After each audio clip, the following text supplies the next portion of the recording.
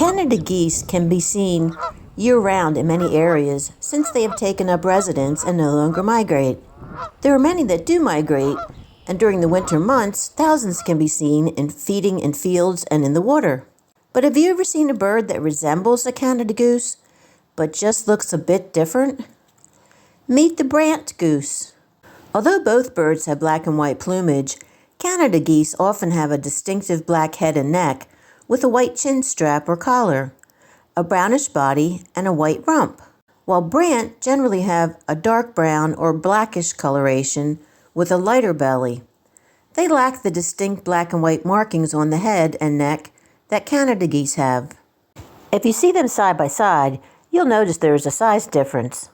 Canada geese are typically larger than Brant in length and wingspan. I'll put more details about their sizes in the description section. In addition to their visual differences, Canada geese exhibit both migratory and non-migratory populations. Many populations migrate long distances between breeding and wintering grounds. They can be found in a wide variety of habitats, including lakes, rivers, ponds, grasslands, and urban areas.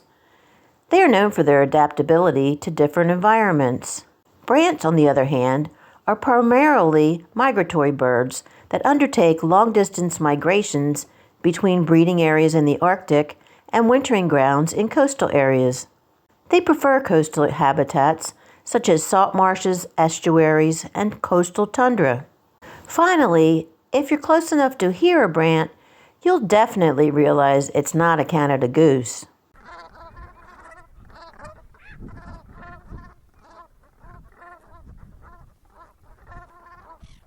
Be sure to check out the description section to learn about the different subspecies of Brant.